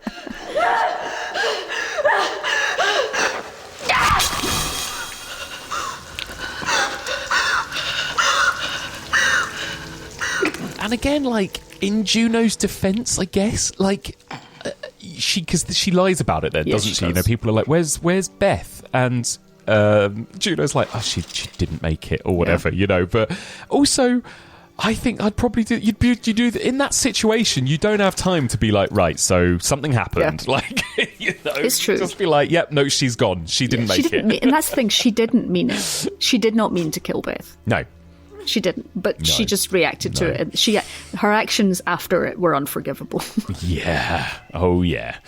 Yeah, big time. So, and then again, we get this great technique. So we've already mentioned it, but because we have our characters in separate places, we've got like one group that are being lit by the red flare, another group that are being lit by the green light. And so again, I think the film does a really good job of kind of situating us with these different kind of sections of the group at this point, you know? Yeah. The watch as well, the watch moment where two of them are kind of lying down hiding and then the watch goes off and everything. Like, again, just like really fun. And this is just like fun classic monster movie stuff really in this section of the film, isn't it? I love it. There's a really fun moment as well where they've got the Rebecca and Sam have the green glow stick, and they've had that moment where they're sort of squeezed together and they've worked out that they're following that, and they're kind of about to go round a corner, and she looks around the corner and she says, yes, it's fine. And then she looks back and one of them goes round the corner and you're like, okay, corner's safe. Corner's definitely safe. But then she goes around again and the monster dangles down from the top with flailing arms, which is a peak, like, haunted house experience. Yes. Like, that is pure, you know, Halloween Horror Night stuff. Absolutely. But it's so impactful because at that point you're so jangled and waiting for what's next to come that actually it's another really effective jump scare. And you're kind of like that, oh, fuck you. I thought I was okay. I'm not okay. But that is the third. That's like the third big jump scare that I was thinking of for sure. Like, these are. It's funny, I don't know why, but we don't talk about The Descent in the same way that we might talk about a James Wan movie, for example, as having these kind of iconic jump scares. But The Descent has some absolutely incredible jump scares, you know. But it kind of has every type of scare in it. It has it has the kind of slow burn dread. It has the visceral, repulsive, gory scares, and it has the kind of classic haunted house, like you say, Halloween Horror Night scare as well. It kind of has all of it in this. Okay, now comes the part of the podcast where I thank our next 30 Kickstarter backers for helping us to create Final Cut, the official Evolution of Horror card game. So, a massive thank you to Wendy, Jake Seymour, Bonnie Klupax Christensen, Lee Freiling, Jamie, Gary Cousins, Chris Kessinger, Miguel Montoya, Mirko Das, Lily Grouse, Chanting Lung, Luke James Parker, Sergio Del Val, Robert Frank, Timothy Wolf, Alex Zed, Milo, Guillaume L, Sarah Tohill, Drew Taylor, Douglas Cole, Harry Rhodes Constable, Scott Cameron and James Cameron, Aubrey Jensen, Matt Scotcher, Artem Yatsunov, Jenny King, Timothy, and Neil Brown. A huge thank you to all of those people for helping us to support Final Cut, the official Evolution of Horror card game. And don't forget, if you haven't picked up your copy yet, grab your copy if you can before Christmas. Head on over to evolutionofhorror.com/shop. I want to come to the final act of the film soon, Louise, but first of all, just are there any other moments you want to call out in that kind of that monster attack section, I suppose, where each of our main characters is just getting pretty brutally just offed, right? They all just get picked off one by one in pretty quick succession. Yeah, I think the one that I think that is, again, like another sort of great cinema moment is when her sister goes out to kind of do the same thing that we'd already seen. Yes. Going between the two caves and using the clips to kind of try and get across. Mm-hmm. But she tries to do the same, but then the monster arrives and scuttles on the other side of that, like upside down, perfectly scuttling, Spider-Man style, and slits her throat. And there's just this moment of her dangling there. The blood is flowing. Everybody's screaming. Like, it's just another sort of relentless. And it's the fact that all of this has happened in such quick succession as well. You don't feel like you've managed to recover. You've just recovered a little bit, and then that happens, and it's just suddenly you're aware of how few of them there are left. It's funny as well because, again, like, I don't necessarily think of this movie as like a gore movie, but we've spoken about so many squishy, gruesome moments at this point already, and in that regard it does. I mean, I think it was Alan Jones who kind of coined the term the splat pack about a group of directors at this time, and he included Neil Marshall. He said Neil Marshall, Eli Roth, Rob Zombie, and I think James Wan, because he had made Saw at this point, and so he was included in that group they called the Splat Pack. And it's funny, like, I don't think of The Descent as having the same levels of gore as like a Saw or a Hostel movie, but I guess in some ways it does. It just doesn't feel like it's kind of like leaning into it as much as some of those other movies did, you know? Yeah, I think it's a tone thing. I think it's a kind of the gore amount that you see when the monster stuff happens is kind of the gore that you would expect. Yeah. You know, other than the pool of blood scene, gore isn't like spurting and doing the water, it's pouring. Yeah. But it's kind of almost, maybe it's because it kind of feels like it is still getting into that sort of nature horror thing. So it feels like, of course, that's expected in those moments. Right. So it's maybe because of it, but it's totally splattery. Yeah, we're not watching like a man with a drill or like, you know, the collector like with his traps. You know, it's a slightly different to the that. collector. Yeah. Oh God, yeah, and I think it just, again, it feels more, you know, linking to that nature idea. It feels more organic, like the way that the gore is woven into the action. It doesn't feel like, here is a gore set piece, here is a body set piece. Like, it's just we're just in it with these characters as they happen to be going through these quite gruesome moments, you know. Yeah, but then it just goes all out sheer gore, fingers and eyeballs, and then it's just like we've prepped you for this, and now you can have all this sort of cathartic, horrendous pickaxe through skulls and popping eyeballs catharsis. It's proper catharsis, this, isn't it? Like, you know, it is. This film has tightly wound you about as tight as you can, and then it lets it go with this unbelievably satisfying, gory catharsis. So we've got two survivors left. It's Juno and Sarah. You know, these two characters that have this like real tension between them, because at this point Sarah finds out as well that she's killed Beth. Yep. There's this moment where she discovers Beth's still alive and says, Juno did this to me. And then also Sarah finds, like you say, the little necklace pendant thing, whatever it is, that says the phrase that her dead husband used to say. So she puts two and two together, realizes that Juno killed her best friend and was also sleeping with her dead husband, and goes all out kind of feral, right? And you mentioned it earlier, but again, like, one of my favorite shots in this movie, one of my favorite shots in cinema, is that kind of like almost rebirth moment as Sarah emerges from the pool of blood, right? And it's kind of like Apocalypse Now meets Carrie or something, and it's just beautiful, isn't it? It's really gorgeous, and it's again all in her eyes. You're just watching her eyes. And I think because of everything that's come before, you're kind of also thinking about how gross that would feel. Yeah. But so you see the fact that doesn't even bother her now. She is beyond caring about that. Yeah. So you see that change in her. It's like, no, this isn't about feeling this is about something else, something more sort of natural and instinctual and violent, you know. And it's interesting because there was, I don't know if you played it. Do you remember there was a Tomb Raider? They rebooted the Tomb Raider series in like 2013, and there is a scene in it which has Lara in a very, very similar situation that is clearly impacted by the descent, where she's in these pools. And it's funny because Beth obviously says, "Who do you think I am? Lara Croft. I'm an English teacher." You know, so there's these like interactions of the kind of nice pop culture references that make you happy instead of why did you add that reference, you know. So I think it was it's definitely had an effect. If you play, I think it's the first 2013 Tomb Raider, there's distinct descent references for sure. Oh, it's so good. I absolutely love it. I just think it's just such a beautiful movie, this, and these sequences are unbelievable. And then Sarah and Juno versus the monsters, where, like you said, it's just pure, like, over the top, cathartic violence, pickaxes in their heads. There's a moment when Sarah is like squishing the eyeballs, right, and wipes the kind of eyeball remains off on her leg and everything. It's so good, this stuff, isn't it? It's kind of, it's gross, but it's not, but it's fun gross, I think. Yeah, you know? And there's a lot of, like, again, before the kind of violence happens, they've got an axe in one hand and a torch in the other, and you can like hear you hear the fire, and then that's when everything comes. And again, when the soundtrack is just going insane, that suddenly all of this percussion is hitting, and David Julian gets to go mad with his orchestral stuff and wildness. But it's those moments in between of hearing those over the top flame sounds and then all the squelches and everything else. So good. And they kill most of the cave people around them, and then they turn, and then Sarah turns to Juno, and then it becomes Sarah versus Juno, essentially, right? And Sarah just casually reveals the little bracelet thing.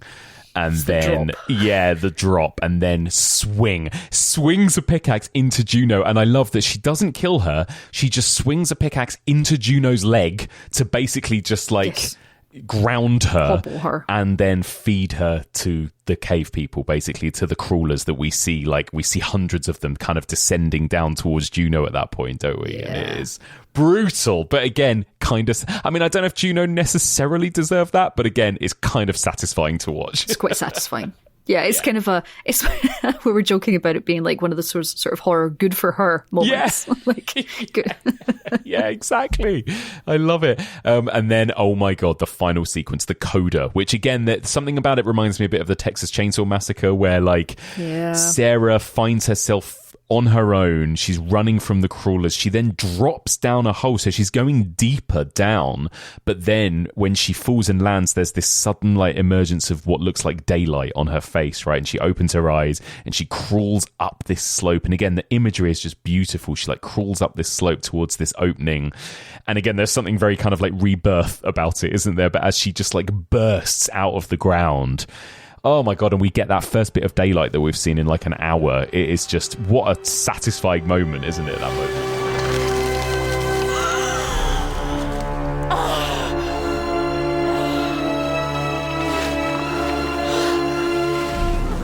It's that moment of that you recognise the light. When you see that type of light on her face, you know it has to be daylight. And I think that's really powerful too, because you're like, is it? Can it be? Could it possibly be? And you're sort of willing, get up, check, find out what that is. And as she clambers, that shot, you're absolutely right, that long shot of her clambering up the hill of bones with this peel of this sunbeam almost coming down, only for her to stick her hand through that carry moment, and then the rest of her just birthing through. It's just incredible. And it could be, you could see it as ridiculous, but it still stays on the side of away from that, as she's desperately running for the car and hugging the car, but you feel all of that. It could so easily be wrong, but you feel it. It's very Marilyn Burns at the end of Texas Chainsaw, right? That kind of heightened, bursting out of that window and jumping on the back of the truck and kind of screaming in joy and madness. That's kind of how you feel watching this moment with Sarah. And then, of course, that really nasty sting. And we should say there are two versions. There are two endings of this film, right? And there is, I think, am I right in thinking it's the US ending that actually does have this as the ending, that she bursts out and gets away and gets out of the cave, right? So this is what's interesting. I forgot I was here in America. Yes. And I watched on Amazon Prime. So Alison and I are watching, and she gets out the hole and she runs to the car and she's driving the car insanely, and she drives up on, and I love this, and it's something that I can't get out of my head. You know, when she drives up onto the side of the road to kind of take a breather. Yeah. You can see that there has clearly been some of the road that has already been ripped up by tires. So you can see the previous take, which is hilarious. Yeah. You can see the previous take behind her on the road. So she pulls up, and then she's kind of, this truck goes by, and she's sick out the window. And in the American version, she's sick out the window, and she turns around, and Juno, the ghost of Juno, kind of is just there. Yeah. And that's when the movie ends. And cut to credits. Yeah. That's where it ends. Cuts to credits, cuts to the picture of them. And I was sitting aghast because obviously that meant that I hadn't watched the best version. Yes. Which is where she wakes up at that moment where Juno appears. She wakes up back in the caves to discuss with her daughter opposite her, blowing out the candles with the birthday cake that we've seen throughout. Mm-hmm. Oh my God. She is in the caves. And that's it. And the way that, so that's so interesting, isn't it? So it's this, I guess you could say, a happy ending, the US version, albeit with a jump scare of Juno at the end. But the real version, I mean, the original version, the UK version, is, like you say, she wakes up, she's still in the cave, that was all a dream. And the way that she's sitting opposite her, this vision of her daughter, she looks like a cave person, right? It's like she's already evolving to become like she belongs down. Like you said, she's kind of at one with the caves now. She lives down there. This is her home now, basically. And it's a really dark, bleak ending.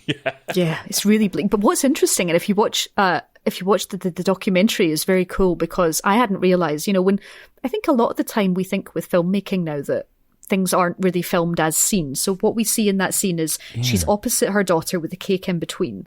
But they showed that in that scene, you see her daughter, they blow out the candles, and then the daughter is gone. And when they shot that, they physically removed the wee girl from the shot and the cake and kept the camera running. So it was all one shot. And I think we think now that with so much CG and so much, you know, the way that things are cut, that was even done practically. So she disappears. Suddenly she's alone in this cave system. And then we get this zoom out where she's so deep below the caves. Like this is where she is, you know? Yeah. And it's just a moment of sheer bleakness, which obviously didn't test well over here. That's so funny, isn't it? I love that. Yeah. I always find that fascinating when different movies have different endings, you know, depending on where you see them and different versions. But I personally love the bleak ending. I really do. I think there's something really beautiful and poetic about that final shot, like you said, of her staring at her daughter down in that cave. And of course, realistically, she wouldn't have gotten out, right? They were 2 miles beneath the surface, and she had only fallen deeper down at that point when the daylight magically appears on her face, you know? Yeah. And it completely calls into question, like, were there any monsters? You know, because there's no monsters in that final shot. There is a zoom out and she's underground. And it's like, did she just kill all her friends? Right. Did she just kill everyone? Yeah. Did she just go, you know, did she just go insane? Did she just go full Jack Torrance down there, essentially, and was most of this in her head? Yeah, I love that. And again, there is a really valid reading to that. And actually, maybe that's a nice segue into this week's Wild About Horror, because there is a lot of really interesting psychology going on in this movie. And of course, Freudian psychoanalyst and cinephile Mary Wilde has plenty of thoughts to express on Neil Marshall's The Descent.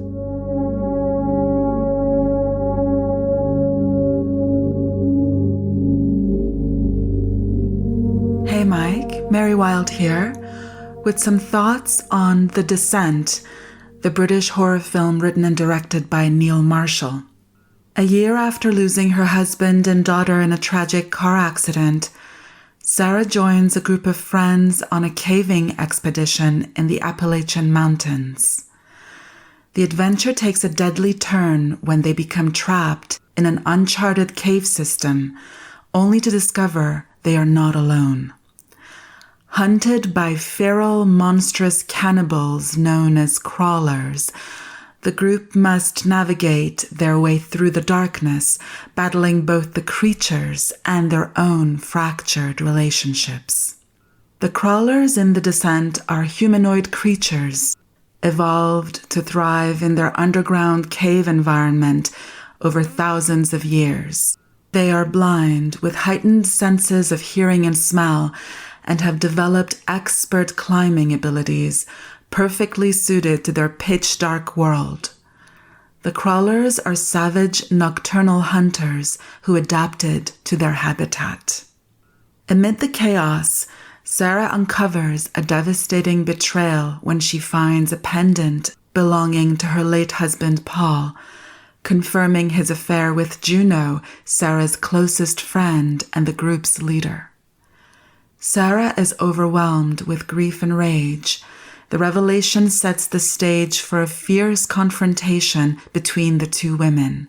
Survival becomes a brutal fight, with Sarah forced to navigate not only the horrors of the cave, but also the emotional wounds that threaten to consume her. The Descent lends itself to a psychoanalytic reading where the cave system functions as a symbolic site of unresolved trauma and suppressed emotional conflict.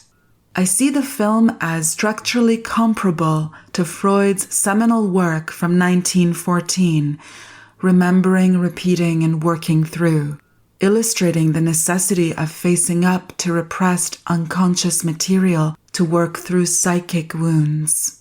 The cave system represents the deep buried landscape of Sarah's psyche, housing the unhealed trauma of her husband Paul and daughter Jessica's sudden death.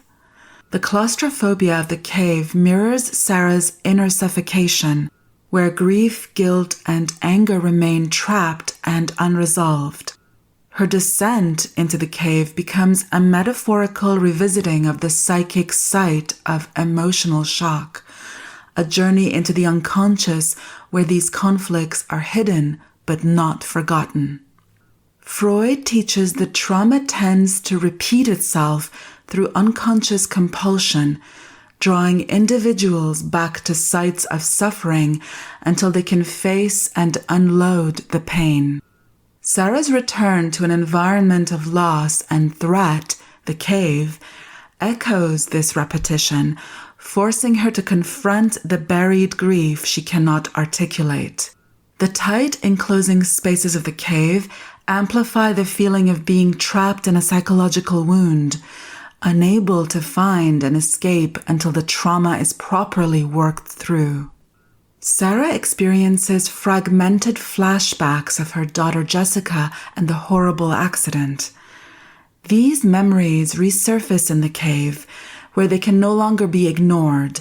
The flashbacks suggest the breaking down of repression, the return of the repressed demanding to be processed. By moving deeper into the cave, Sarah symbolically edges closer to tackling the pain she has been avoiding. The second layer of conflict stems from the secret romantic affair between Sarah's husband Paul and her friend Juno. This betrayal, discovered through the pendant in the cave, intensifies the claustrophobic frustration of being stuck, not just in grief, but in unspoken relational tensions.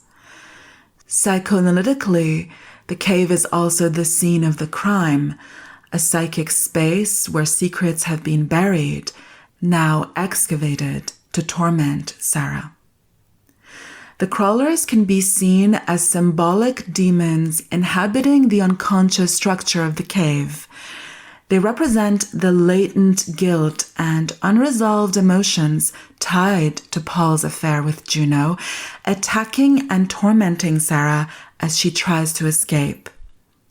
The crawlers also serve as manifestations of Sarah's psychic wrath, acting out the erosion of trust within her relationships. Juno's decision to lead the group into an uncharted cave system reflects her own guilt and self-destructive tendencies.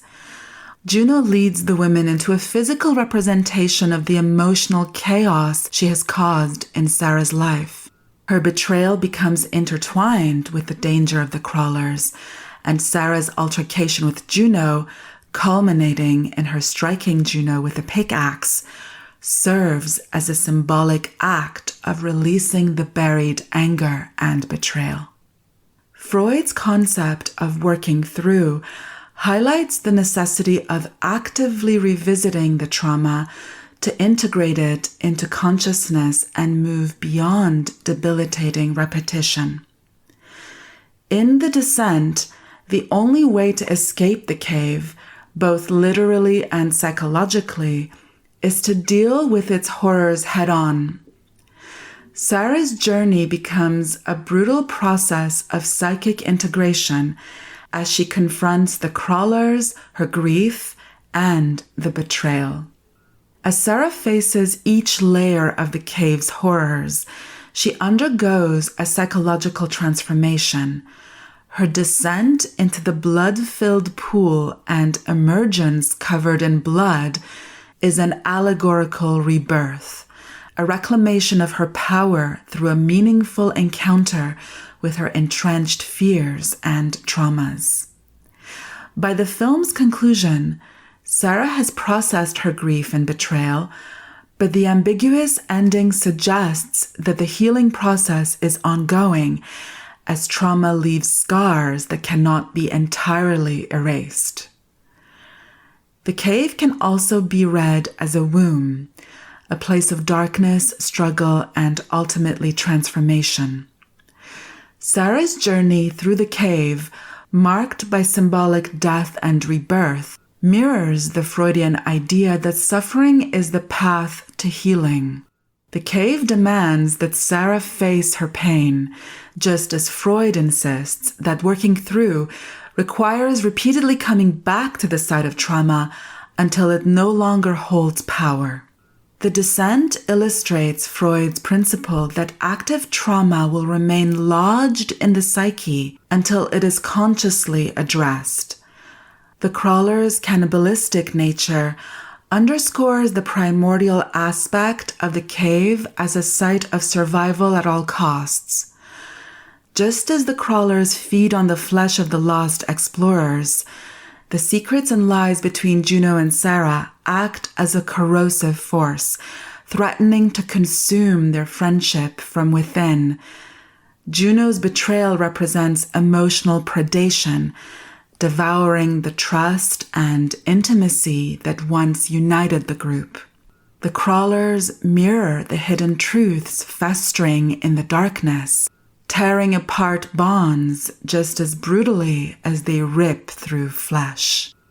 In the end, Sarah is compelled to move forward, echoing Freud's assertion that the only way out is through. Until next time.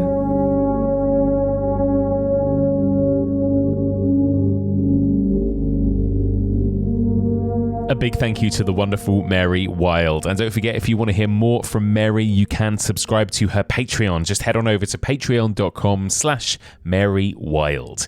So, Louise, I want to wrap up on The Descent shortly, and I guess I just want to know, this movie is about to turn 25 next year, which is unbelievable, and oh my god, it means I'm going to have an excuse to screen it for an EOH event next year, so I can't wait for that. But, I want to talk about this film's legacy. In the last 25 years, I found it quite a difficult movie to talk about in terms of what it's influenced, right? Like, what do you think in terms of its legacy and the effect it's had on the horror genre since? It's interesting because it still stands very unique as an entirely woman-led movie. The fact that there was that. I mean, that was a real in 2005. 6 women going. That was a very clear decision. And I don't think we've seen anything quite like it. I think in terms of using night vision cameras, it was probably to blame for a lot of scares that we had afterwards.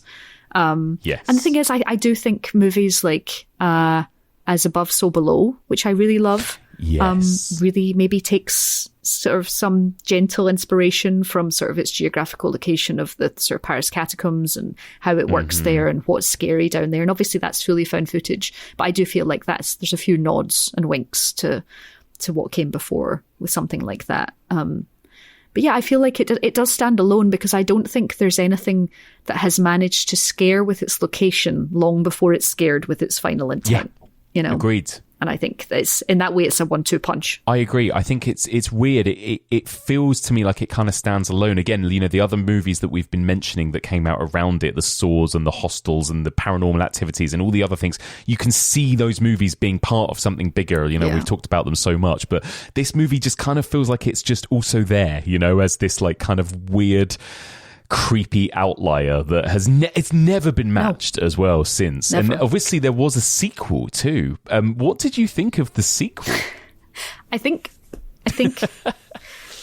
what's hard is the fact that the sequel is obviously the ending to the US ending. Yes. The sequel only depends if she got out. Exactly. And truthfully, I think any logical, as we discussed all throughout, one of the many things that we love about this film is its characters and the characters' decisions and them making those decisions and them still being wrong, but them thinking that they were the best decisions that they could make all along. You feel that when a character makes a decision that you would make and it's still fucked. Yes. You feel horrified and that's how it works. And I think by the very existence of a Descent 2, which requires Sarah to return to the caves itself is not potentially conducive to a relatable human experience. And I think that's all I'm going to say about the idea of a sequel. I agree. I have seen it. I've seen it. I'm just going to talk about the first one being magnificent. Exactly. I saw it as well. 2009 it came out, and exactly. It relies on the fact that it basically relies on the fact that it's going to belittle a lot of what makes the first film so powerful, because Sarah is out of the cave. That's it. And then she leads a rescue team to go back into the cave immediately. So it's like, it's almost doing Aliens, because it's like it's her with a bunch of kind of professionals going down there to hunt the monsters. Yeah. I think Juno, spoiler alert, turns out to be alive as well, so she's back in the second one as well. What? Yeah, there's a moment when she's revealed to still be down there and still alive. Yeah. So it's... I think... Yeah, it's... I've blacked it out. Yeah. Clearly, I've blacked it out just because I didn't think it would matter logically, so... Yeah, maybe I'll rewatch. Should I rewatch it, Mike? I mean, should I rewatch? It's not. I basically, I think it's a 2 to 3 star movie. It's not absolutely awful. It's just not The Descent. It's not everything we loved about the first movie. It's just very much a kind of silly sequel to the first movie. And I think that's where potentially a problem with any sequel like this lies, and it's not its fault. It's not the fault of the sequel itself. It's just the fact that when your original story works the way it does and it appeals for the reason it does and has all of these things, it's almost impossible and it's almost unfair to try. And I think that's probably why, I have seen it. I swear I've seen it. I remember some scenes with a big lift that she goes down in because of some caving something. And that's all I remember, because I just think I can't beat The Descent. You absolutely can't. You just... No. I mean, there was some sort of magic formula there that Neil Marshall created with that movie. Absolutely magic. Truly incredible. Yep. So there you go. That's it. I think we've kind of been through it pretty in depth there. Is there anything else that we've missed? Any other moment or any other thing you want to shout out before we wrap up? No, I don't think there is. I think we covered everything. It was just... And also, it's just been lovely to go through this with you. It's just been great. So much fun. And so you mentioned you watched it with your girlfriend who was watching it for the first time. She jumped out of her skin a couple of times, but generally, I know she's not the biggest horror fan. Did she enjoy The Descent? She loved it. She absolutely loved it. And it's so funny because I think those feelings of everything is just such a emotional journey that you have to go on. Yeah. And I think as long as she's not watching people stabbing each other, she's fine. But she's not great with horror. And I'm finding the right films. And I love that The Descent is the right film. That for me is perfect. It ascends genre almost and becomes just this journey of these women. Yeah. And it's so compelling. I think in that way, like, she loves The Substance, and anything that's got that emotional connection and doesn't, it's quite indicative of the type of film it is. I think that even people who maybe aren't huge horror fans remember seeing it and love being scared of it. I think that's great. Completely agree. Yeah, I love that. Well, amazing. Well, Louise, this has been so much fun, like getting to discuss. I feel like we've been wanting to discuss this movie together basically since we first podcast together on this journey. Yes. So it's been so much fun to do this. And just remind people where. Oh, actually, no. Final question for you, which I haven't asked yet. Although this is probably a fairly obvious answer. It was going to be, what is your favourite movie in this subgenre? I'm guessing it's probably The Descent, right? It is this one. But if it wasn't this one. Jaws. Yeah. Did you put Jurassic Park in this? I actually didn't, but I mean, you could absolutely make an argument for Jurassic Park being in there. Yeah. Well, I think, Jaws, Jurassic. Obviously, I loved Susan's discussion of the Jaws sequels and Becky's discussion of the first. But there's, I'm a sucker for this kind of. But yeah, Birds, Jaws, Jurassic Park. That's my. Yeah. It is a genre I enjoy, because even like when you were talking about, the ruins and all that kind of stuff, the Frozen, that's all, they're all just great, juicy movies that I like to go back to. They're quite, as we said, they're quite safe ones. They're cozier horror, They are. There is something really nice and cozy about them. Yeah, I love it. Amazing. Well, Louise, thank you so much. And just remind people where they can find you and everything you've got going on these days out there online. Yeah, you can find me. Actually, you used to be able to find me on an app we won't talk about, but actually you'll find me on Instagram under Shiny Demon, and I'm just Louise Blain on Blue Sky. So find me there, and there you can keep up with everything that we're doing at Blumhouse Games, which obviously is across all of the socials as well. But yeah, and if you haven't, try Fear the Spotlight and let me know what you think, because I think it's just, I'm excited for even more people to play it, because the more people connect and get in touch with me, it just makes me really happy. Absolutely. I think anyone who's into horror and loves a bit of spookiness like we do, you will love Fear the Spotlight for sure. Check it out. Amazing. Yeah. Louise, thank you so much. But thanks for having me, Mike.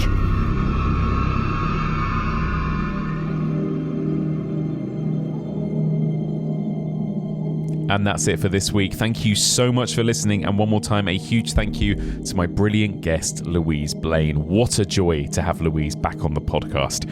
So I would love to hear your thoughts. Do you love The Descent as much as Louise and I? Or do you think it's a bit overrated? Please do get in touch. You can email me, evolutionofhorror@gmail.com. You can find us on all the socials, of course, Facebook, Twitter, Instagram, Letterboxd, Blue Sky. If you want to discuss this week's episode with fellow listeners, you can join the Evolution of Horror Discord or the Evolution of Horror discussion group, which can be found on Facebook. If you would like to get treated to regular bonus content like our monthly Fresh Blood Strand or our upcoming Found Footage miniseries, then sign up to our Patreon, patreon.com/evolution of horror. You can find this podcast in all the usual podcast platforms, and if you get a spare minute, I'd be so grateful if you could drop us a rating and review on your podcast app of choice, as that always really helps us get discovered by new listeners. So on to next week then. Next week we continue into the late 2000s and early 2010s. I'm going to be joined by James Rendell, and we're going to be discussing a brilliant monster movie from South Korea and a brilliant monster movie from Norway. Next week we're going to be discussing Bong Joon-ho's The Host from 2006 and Andre Overdal's Troll Hunter from 2010. It's going to be a really fun week. Join us next week for all of this and more on the Evolution of Horror.